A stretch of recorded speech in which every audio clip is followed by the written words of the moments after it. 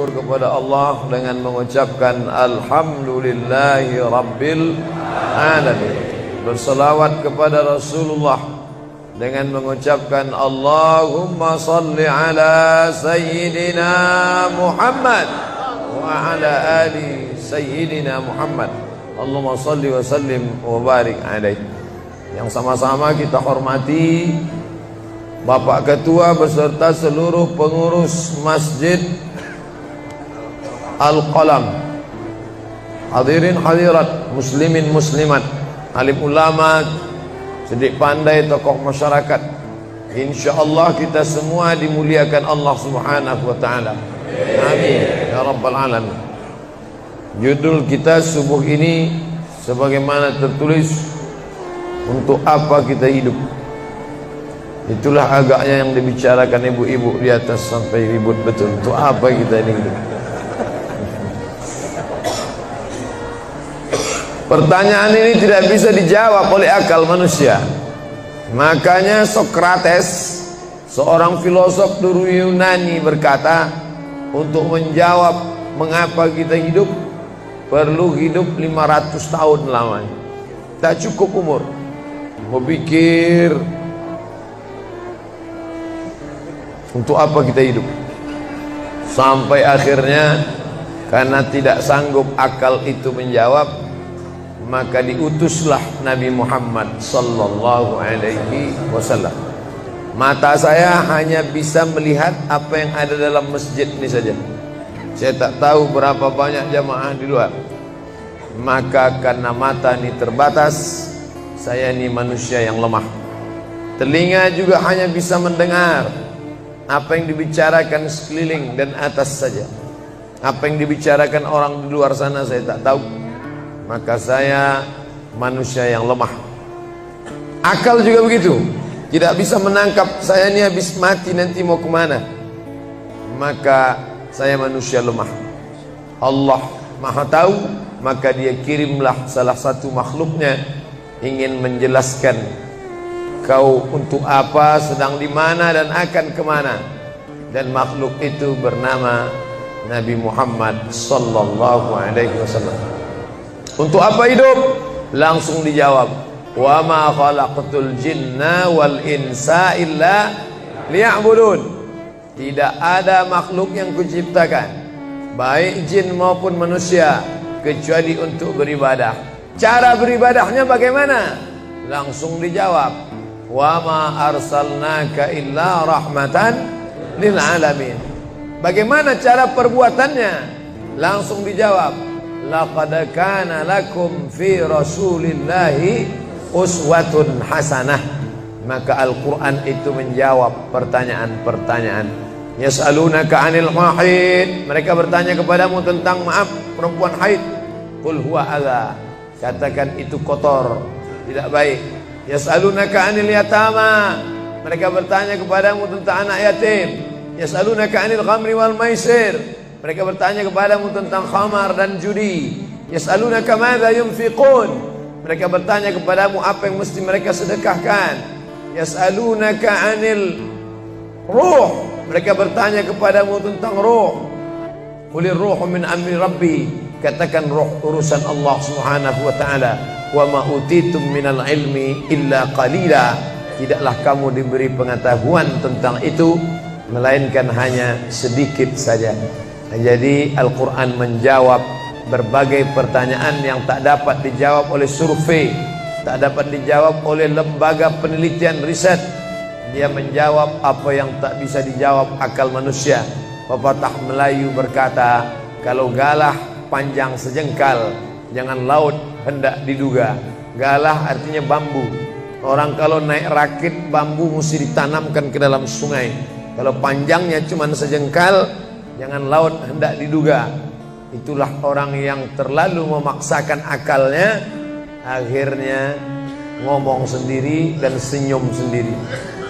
Akhir puncak daripada akal adalah ngomong sendiri, senyum sendiri. Angkot lewat pun dia senyum. Na'udzubillah.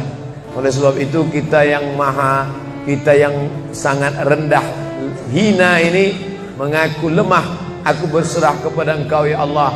Berserah itu bahasa Arabnya istislam. Makanya kita ini tadi mengaku di hadapan Allah hanifan musliman. Aku condong kepada kebenaran, musliman, dan aku hanya berserah diri kepada Engkau ya Allah ya Rabbal Alamin. Makanya apa kata Allah kita ikut. Padahal ini akhir pekan, weekend, maunya santai, tapi kita ikut apa kata Allah Subhanahu wa taala.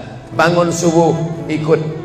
Padahal ini mestinya santai di rumah, tidur-tiduran, membalaskan sakit hati hari Senin, hari Selasa, hari Rabu, hari Kamis, hari Jumat. Ini hari Sabtu, tapi justru hari Sabtu bersusah payah, berdingin-dingin di luar. Bahkan kabarnya jam 3 sudah ada yang datang ke masjid ini. Bahkan ada yang mabit di samping danau. Bayangkan itu. Orang mabit di Musdalifah, yang mabit di samping danau. Oleh sebab itu maka ini apa yang membuat makhluk ini bisa begini? Itu semua adalah orang-orang yang mengerti untuk apa kita hidup.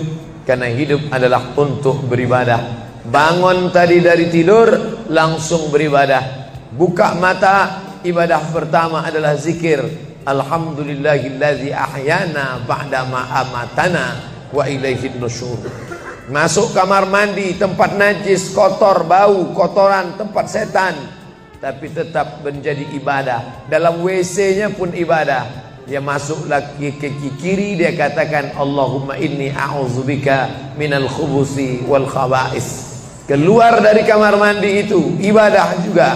Dia langkah kaki kanan, dia katakan ghufranaka, ghufranaka, maafkan aku ya Allah. Mengapa dia minta maaf keluar dari WC? Karena selama di WC dia tidak menyebut Allah. Lidah yang diciptakan untuk beribadah, selama di dalam tidak beribadah, maka ibadah di dalam WC hanya hatinya saja berzikir. Tak boleh menyambut seruan azan. Terdengar suara azan masuk ke WC, Allahu Akbar, Allahu Akbar, Allahu Akbar. Oh, tak boleh. Tak boleh mengucapkan salam. Assalamualaikum, Nabi diam. Assalamualaikum, Nabi diam. 3 kali diucap, Nabi diam. Selesai keluar dari toilet, WC, barulah Nabi menjawab Waalaikumsalam warahmatullah. Karena tidak boleh menyebut nama Allah, maka minta ampun keluar dari WC. Karena lidah yang semestinya dipakai untuk menyebutmu ya Allah, berzikir mengingatmu ya Allah, tadi tak kupakai selama beberapa menit di dalam. Maka dia katakan ghufranaka. Lalu kemudian melihat wajah di cermin, mana tahu ada kotoran di mata. Jangan sampai kita berjumpa sama orang di masjid, orang senyum, kita senyum, yang disenyumkan orang kita. Maka lihat dulu baik-baik. Maka ketika melihat wajah, dia pun menjadi ibadah. Allahumma kama hassanta khalqi fahassin khuluqi. Sebagaimana kalau kau sudah perbaiki bentuk ciptaanku ini menjadi sempurna, maka perbaikilah akhlakku ya Allah.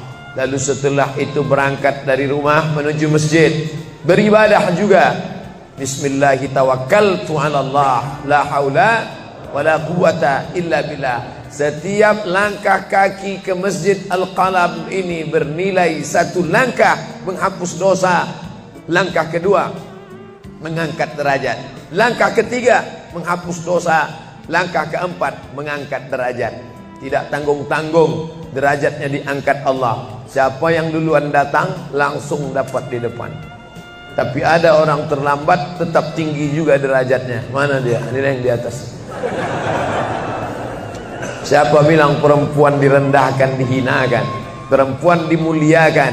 Mana contoh perempuan dimuliakan? Kalau mau tahu, datanglah ke Masjid Al-Qalam. Perempuan dimuliakan. Bapak Ibu yang dimuliakan Allah, masuk ke dalam masjid, langkah kaki kanan, Allahumma inni as'aluka min fadlik. Itu doa nanti keluar. Tapi ketika akan masuk, apa doanya? Allahumma ya Allah, iftahli, bukakan untukku abwaaba rahmatik, pintu rahmatmu, bernilai ibadah. Duduk berzikir, jangan ngobrol, jangan cerita. Foto Pak Ustaz, sikit-sikit boleh. Lalu kemudian selama itu tertulis tadi di atas, Itulah hebatnya masuk ke Masjid Al-Qalam, tidak hanya mendengar ceramah, dapat pengajian. Ketika saya masuk tadi, dengar suara azan, ada tulisan hadis riwayat Al-Bukhari. Siapa yang mendengar seruan azan lalu menyambut seperti bunyi yang diucapkan muazzin, kecuali pada hayya 'alas shalah, hayya 'alal falah, dia baca la haula wala quwata illa billah, ditutup dengan doa wasilah. Allahumma rabb hadhihi ad-da'wati tammah was-salatil qa'imah, dimintakan untuk Nabi Muhammad, ati sayyidina Muhammadanil wasilah wal fadilah wasyarafa wad darajatal aliyatar rafi'ah. Yang kelima, wa ba'athallahumma maqaman mahmuda alladzi wa'adtah innaka la tukhliful mi'ad. Maka kata Nabi, halat laku syafaati yaumal qiyamah, layaklah dia mendapat syafaatku hari kiamat. Makanya selama duduk di depan tadi, tak ada satupun yang ngobrol, semuanya menyambut seruan azan. Allahu Akbar, Allahu Akbar, Allahu Akbar, Allahu Akbar. Ada kawan sebelah ngajak ngobrol, gimana bro program mancing kita? Allahu Akbar, Allahu Akbar. Nah, cerita tak tentu arah. Ini kita sedang beribadah kepada Allah Subhanahu wa ta'ala. Lalu kemudian selesai azan, salat sunat yang balasan pahalanya khairum minad dunya wa ma fiha, lebih baik daripada dunia dan seisinya. Apa itu? Qabliyah subuh. Sampai-sampai andai terlambat qabliyah subuh, tetap boleh dilaksanakan setelah subuh. Habis salat subuh barulah dilaksanakan qabliyah subuh. Tapi kalau sudah sama-sama ngaji, tapi kalau nanti pulang kampung, justru sekarang orang di kota ngaji, di kampung tidak ngaji. Zaman dulu di kampung ngaji, di kota tidak ngaji. Sekarang dunia sudah mau kiamat. Di kampung orang ngaji, di kampung orang tidak ngaji. Kenapa? Parabola masuk desa. Oleh sebab itu, maka kalau di kampung itu tidak ada pengajian, mereka tidak tahu bahwa qabliyah subuh diganti setelah subuh. Nanti pas mau bulan puasa pulang kampung, jangan qabliyah subuh setelah subuh. Karena nanti begitu mereka lihat, loh apa tuh? Sejak tinggal di Bekasi ikut aliran sesat. Dan dia tidak tahu bahwa sholat qabliyah subuh itu jangan sampai tinggal. Andai tertinggal, tetap dilaksanakan setelah sholat subuh. Ayatnya diatur. Ayat pertama, qul ya ayyuhal kafirun. Ayat yang kedua, qul huwallahu ahad, Allahu samad, lam yalid wa lam yulad wa lam yakul lahu kufuwan ahad. Andai masuk ke dalam masjid, kebetulan jamnya langsung nampak kelihatan, iqamat tinggal 2 menit lagi, iqamat 2 menit, tak mungkin sholat 4 rakaat. Pilihannya tahiyatul masjid atau qabliyah, qabliyah atau tahiyatul masjid. Kalau melaksanakan tahiyatul masjid tidak dapat qabliyah. Tapi kalau melaksanakan qabliyah, automatically dapat tahiyatul masjid. Oleh sebab itu, andai terlambat, waktu tinggal 2 menit, maka laksanakanlah qabliyah subuh. Tapi jangan gara-gara ini terlambat terus. Yang paling afdal cepat datang. Apa kata jamaah? Yang lambat kan ustaz, kami cepat datang. Bapak-ibu yang dimuliakan Allah Subhanahu wa ta'ala, selesai itu salat subuh. Kalau qabliyahnya lebih baik daripada dunia dan seisinya, apalagi salat subuhnya. Begitulah. Kalau qabliyahnya saja yang pendek ayatnya lebih baik daripada dunia dan seisinya, apalagi salat subuhnya. Lalu pahala salat subuh itu apa? Tak ada yang tahu. Makanya kata Nabi, lau ya'lamuna ma fil atamati was subhi, andai mereka tahu pahala salat subuh berjamaah, la atauhuma habwan, mereka akan datang ke Masjid Al-Qalam walaupun merangkak, habwan, lumpuh, sakit kakinya, dia akan datang. Kursi roda tak ada, yang mendorong tak ada, datang dia ke masjid ini walaupun merangkak. Kenapa mereka tidak datang? Karena mereka tidak tahu. Kenapa mereka tidak tahu? Karena mereka memang tidak cari tahu dan tak mau tahu. Dan sampai masanya mereka nanti akan menyesal saat melihat orang-orang mendapatkan balasan muttaqiina fiha 'alal araik, Mereka duduk di atas kursi-kursi istana surga, tersenyum melihat orang-orang yang dulu tak peduli pada sholat subuh. Mudah-mudahan kita semua istiqomah insyaallah. Jadi Ustadz, kalau hidup ini cuma untuk ibadah, sholat, masjid, baca Quran, zikir, gimana kami mau mencari nafkah? Gimana kami mau buka ruko? Gimana kami mau bisnis? Gimana kami mau tanam kelapa sawit? Gimana kami mau proyek batubara? Gimana kami mau ternak ikan? Ini mesti dipahami bahwa ibadah itu dibagi dua. Satu namanya ibadah mahdhah, pure, original, murni, tidak bercampur dengan apa-apa. Yang satu lagi tidak ibadah tapi bernilai. Nah, ini mesti dipahami. Bapak yang masuk kantor dari jam 8 pagi sampai jam 4 sore itu ibadah. Karena kalau itu tidak ibadah, habislah waktu kita. Makanya yang bekerja niatkan ibadah. Sehingga kalau istrinya nanya, "Mas kok lama pulang?" Ibadah nih, Mas. Tapi jangan gara-gara ini di kantor itu ibadah, lalu ketika azan di masjid kantor berkumandang, hayya 'alas shalah, dia terus ngetik, "Mas, ayo ke masjid." Enggak, ini pun juga ibadah. Kau ibadah aja ke sana, aku ibadah di sini. Itu juga enggak benar. Karena ibadah itu dibagi dua. Satu yang murni, pure, tidak bercampur dengan apapun, namanya ibadah mahdhah. Salat, baca Quran, zikir, iktikaf. Tapi ada satu lagi tidak ibadah, tapi kalau diniatkan dia bernilai ibadah. Termasuk ibu-ibu yang hamil 9 bulan 10 hari itu ibadah. Kalaulah 9 bulan 10 hari itu tidak ibadah, betapa tidak adilnya Allah. Masa kita yang duduk-duduk di masjid dapat pahala ibadah, dia yang muntahnya, yang ngidapnya tak dapat ibadah. Tadi malam begitu sampai di airport langsung SMS masuk, "Ustadz, keluar dari pintu berapa? Ini ada perempuan ngidam mau ketemu." Saya keluar dari pintu 4, kami sudah standby di pintu 4. Lantai berapa? Lantai paling atas. Oke. Sampai di sana lihat perempuan tidak pakai jilbab, pakai celana jeans. Saya udah mau marah. Ini kenapa? "Mohon maaf Pak Ustaz, non muslim." Astagfirullah. Rupanya non muslim hamil ngidam mau jumpa Ustaz Somad. Mudah-mudahan anaknya jadi anak solid. Ya, Allahu Akbar. Bernilai ibadah. Lalu yang dapat pahala dari itu siapa? Dari mana ibu-ibu hamil muda itu tahu saya? Kenal saya di mana? Padahal dia dari Jawa, saya dari Sumatera. Ternyata ada orang beribadah yang tidak kita sangka ibadah. Tidak ada rukun, tidak ada syarat, tidak ada wajib, tidak ada sunat, tidak ada makruh, tidak ada mubah. Apa ibadahnya? Ya ini, merekam ceramah ini. Merekam ceramah ini ibadah. Memoto itu ibadah. Bayangkan resiko tukang foto. Saya sampai sekarang tukang foto itu resikonya nanti setelah tua matanya gini.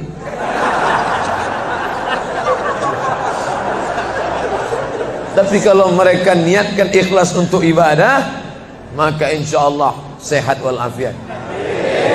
Ini sampai sekarang yang banyak moto-moto ustaz itu mana ada matanya tetap aja sehat. Kenapa? Karena diniatkannya untuk ibadah. Hidup ini kalau berniat ibadah tidak ada capeknya, tidak ada lelahnya. Kenapa? Karena mengharapkan balasan dari Allah. Ilahi anta maksudi wa ridhaka matlubi. Yang kumaksud hanya Engkau ya Allah, dan ridhamu lah yang kucari.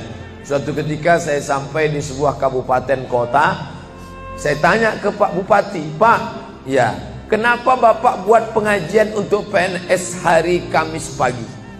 Pagi Kamis buat pengajian tabligh akbar. Apa manfaatnya menurut Bapak sebagai pimpinan daerah?" Ternyata Ustadz Somad, kami sudah coba formula macam-macam untuk PNS ini. Pertama kami undang motivator dari Jakarta. Akhirnya di gedung hotel dengan biaya mahal. Lalu kemudian dengan infocus, suara menggelegar. Semangat, semangat, semangat. Keluar dari situ lesu. Motivatornya pulang, pegawai letoy. Akhirnya kami buat undang tentara dengan bapak polisi, baris per baris, siap, siap.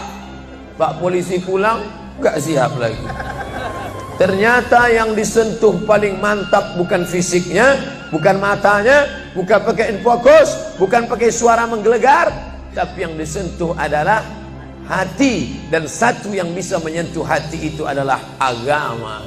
Itulah makanya ibu bapak coba nanti kalau mau buat praktek, buat satu kotak, buat satu lagi kotak, ada 2 kotak. Kotak ini buat voucher namanya sumbangan. Kotak ini buat juga voucher tulisannya sodakoh. Lihat mana yang paling banyak diambil umat Islam, sumbangan apa sodakoh? Sodakoh, padahal nilainya sama. Sumbangan 100.000, sodakoh 100.000. Bapak ibu silakan ambil untuk anak yatim fakir miskin kita. Pasti voucher yang paling banyak diambil adalah sodakoh. Kenapa? Karena mereka menganggap sumbangan tak ada pahalanya, karena bukan bahasa Arab. Apa dia? Sumbangan. Enggak ada dalam Quran. Ya ayyuhalladzina amanu, sumbangan. Yang ada adalah sedekah. Innamas shadaqatu lil fuqara wal masakin wal 'amilina 'alaiha wal mu'allafati qulubuhum wa fir riqab wal gharimin wa fi sabilillah wa ibnis sabil. Itulah mengapa yang disentuh itu bukan nalar otaknya, tapi yang disentuh itu adalah hatinya. Ala fil jasadi mudghah. Ketahuilah dalam jasad itu ada segumpal. Idza salahat salahal jasadu kulluh. Kalau yang segumpal itu baik, maka yang lain ikut menjadi baik. Wa idza fasadat fasadal jasadu kulluh. Kalau yang segumpal itu rusak, jahat, kotor, hitam, gelap, maka yang lain ikut menjadi rusak. Ala wahyal qalb, hati. Jagalah hati. Itu yang selalu dipesankan Ustadz kita Agib, jagalah hati. Jangan kau terserah. Bapak Ibu yang dimuliakan Allah, salah satu yang merusak manusia sekuler, membagi 2. Di masjid ibadah, di kantor tidak ibadah. Fatal. Di masjid dianggap ibadah. Jangan heran kalau ada orang di masjid khusyuk, takut nengok ke atas, melihat hanya tempat sujud saja. Allahu Akbar, tidak mau lihat ke atas. Kenapa? Dia khusyuk. Tapi di kantor dia lebih setan daripada setan. Kenapa? Berasal dari pemahaman yang salah. Karena dia sudah bagi 2. Di masjid ibadah, di kantor tidak ibadah. Bahkan yang lebih fatal, yang kotor-kotor di kantor bisa dibersihkan di masjid. Kotor. Akhirnya untuk membersihkannya pergi dia ke masjid. Laundry yang paling besar Masjidil Haram. Sampai di sana nangis di pintu Ka'bah. Ya Allah, dah selesai bersih. Enak aja. Bukan begitu ajaran Islam. Labbaik Allahumma labbaik, labbaik Allahumma labbaik. Apa kata malaikat? La labbaik wala sa'daik. Kau tidak dapat panggilan, kau tak dapat kebahagiaan, kau tak dapat haji mabrur, kau tak dapat surga. Zaduka haram, karena kau berangkat dengan uang haram. Oleh sebab itu pemahaman Islam mesti utuh. Semua adalah ibadah. Kalaulah gerak tidak ibadah, betapa menyakitkannya bapak-bapak polisi di jalan raya kena panas terik, padahal dia tidak ada penutup kepala di atas, berkeringat berpeluh. Mereka tetap merasakan itu sebagai ibadah. Tentara yang membela negara, angkatan laut di perbatasan sana, datang kapal-kapal perompak dari Thailand ingin mengambil ikan kita, tenggelamkan. Itu kalau tidak nilai ibadah, dia takut. Jangan-jangan sebelum kita tenggelamkan, kita duluan ditembaknya tenggelam. Maka itu mesti ada nilai ibadah di dalamnya. Itulah yang membangkitkan semangat jihad. Jamaah bertanya, Ustadz kemarin dari Jambi, terus kemudian terbang ke Miri, besok baru pulang ke Pekanbaru. Apa Ustadz? Saya lihat Ustadz dari tadi mengantuk saja. Iyalah, sampai tadi malam ke hotel jam 12, baru tidur jam 1 karena ada yang mau ditulis. Jam 3.30 sudah bangun ceramah. Tapi begitu berjumpa dengan jamaah orang ramai, bangkit semangat. Habis ceramah ini tanya jawab, semangat lagi. Habis itu baru lesu. Dan tidurnya itu pun ibadah. Bayangkan tidurnya itu ibadah. Itulah mengapa banyak orang pengajian sambil oh, ustadz menyindir ya? Tidak. Saya termasuk ustadz yang tidak pandai menyindir. Saya termasuk ustadz kalau dipesan request untuk menyindir saya tidak pandai. Kenapa? Karena saya pernah menyindir orang. Ustadz, tolong ustadz sindirkan. Ini ada jamaah yang sudah sedekah tapi mengambil uangnya kembali. Siapa yang bersedekah mengambil uangnya kembali? Kal kalbil ladzi ya'udu ila qaihi, sama seperti anjing yang menjilat muntahnya kembali. Selesai pengajian, mohon maaf Pak Ustaz, yang disindir nggak datang. Oleh sebab itu tak ada gunanya sindir menyindir. Kalau mau to the point, mana orangnya face to face, langsung saja tembak 12 pas, gol. Bapak Ibu yang dimuliakan Allah, maka mesti dipahami dengan benar. Di Masjidil Haram ibadah, di rumah pun kau ibadah. Istri yang dari mulai pagi memasakkan suami, dibantu oleh pembantu membuatkan minuman, membesarkan anak, menyusukan anak 2 tahun lamanya, melahirkan, meregang nyawa ibu melahirkan anak, ibadah. Makanya kalau dia meninggal dunia saat melahirkan, matinya mati syahid. Saking senangnya suaminya mendapatkan seorang istri yang syahid, tak menangis dia. Begitu tegarnya bapak, tidak meneteskan air mata. Tidak Pak Ustaz, aku melepas seorang syahid, 3 syahid lagi siap menanti. Peace, damai. Biasanya ibu-ibu kalau bawa cerita ini, kalau gini pulang aja lah kita kan. Nah, bercanda. Serius sekali.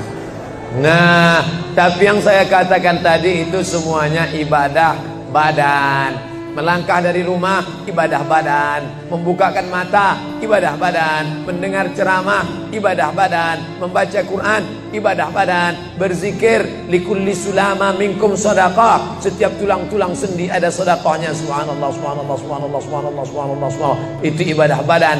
Tapi ada bukan ibadah badan. Apa dia? Itulah yang 7 macam. Zakat, wakaf, infak, sedekah, wasiat, hibah, ghanimah. Nah, itu ibadah harta. Mana yang lebih banyak? Ibadah harta apa ibadah badan? Ibadah badan. Kalau ibadah harta tak banyak. Zakat, wakaf, infak, sedekah, wasiat, hibah, ghanimah, rampasan perang. Tapi kalau ibadah badan, setiap gerak adalah ibadah. Makanya kita mesti bergerak. Di kulli harakah barakah. Setiap ada gerak pasti ada berkah. Makanya tak boleh tidak bergerak. Air sumur kalau tidak ditimba, air itu akan busuk, butek, warnanya pun tidak ada seperti minyak di atas. Mata air mesti terus berganti. Darah harus tetap mengalir, jantung harus tetap berdetak. Makanya jangan pernah kosong dari aktivitas. Fa iza farata fansab. Selesai dari satu ibadah, pindah ibadah lain. Selesai ibadah tegak, pindah ibadah ruku. Habis ibadah ruku, pindah ibadah tegak. Habis ibadah tegak, pindah ibadah sujud. Habis ibadah sujud, pindah antara 2 sujud. Selesai sudah salat, lalu kemudian puasa. Selesai puasa, lalu kemudian berzakat. Selesai zakat, lalu kemudian mengitari Ka'bah. Subhanallah walhamdulillah wa la ilaha illallah wallahu akbar. Selesai itu melontar jumrah. Selesai itu menggunting rambut. Selesai itu berzikir. Tidak pernah kosong. Sampai kapan? Sampai malaikat maut mencabut nyawa dan ucapan terakhir yang keluar dari mulut adalah la ilaha illallah. Itulah jawaban tentang pertanyaan untuk apa kita hidup di dunia. Nanti kalau ada anak, ibu, bapak, tetangga, kawan, sahabat, andai tolan bertanya, untuk apa kita ini hidup? Tak usah jawab, putarkan aja videonya. Itulah enaknya zaman sekarang. Kalau dulu mesti diingat.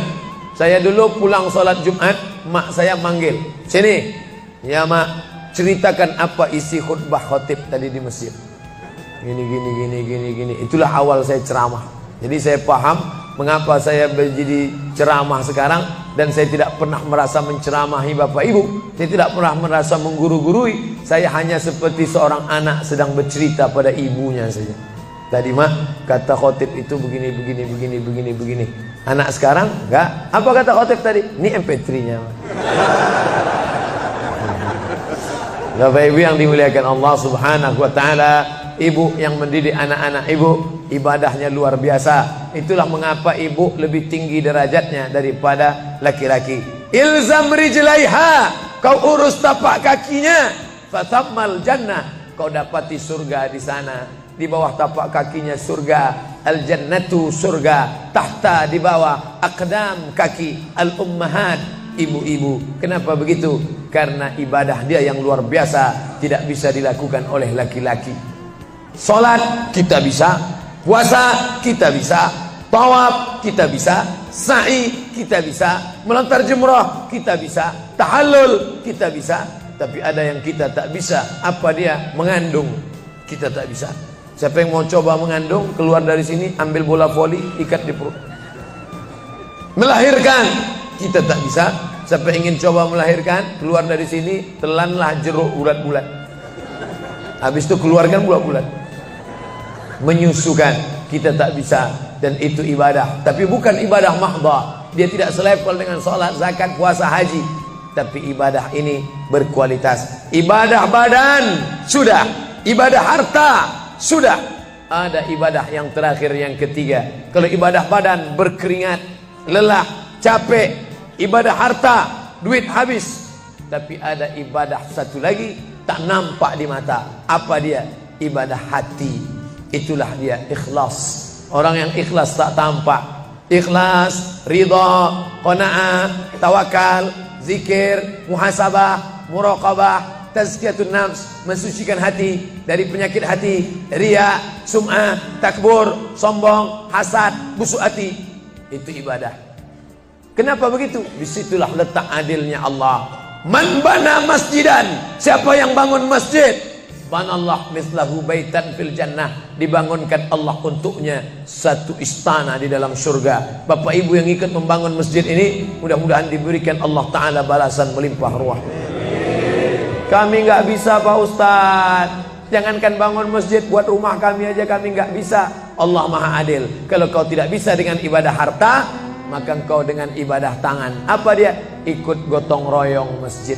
Nampak ada pembangunan masjid, ikut ngecornya, pasangnya. Tapi dengan syarat menyelesaikan masalah. Jangan buat masalah.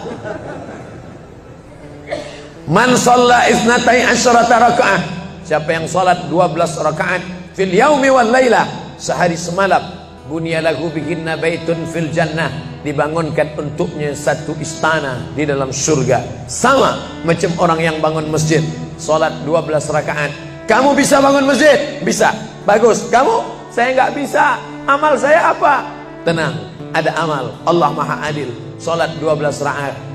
2 rakaat sebelum subuh, 4 rakaat sebelum zuhur, 2 rakaat setelah zuhur, 2 rakaat setelah maghrib, 2 rakaat setelah isya. 12 rakaat.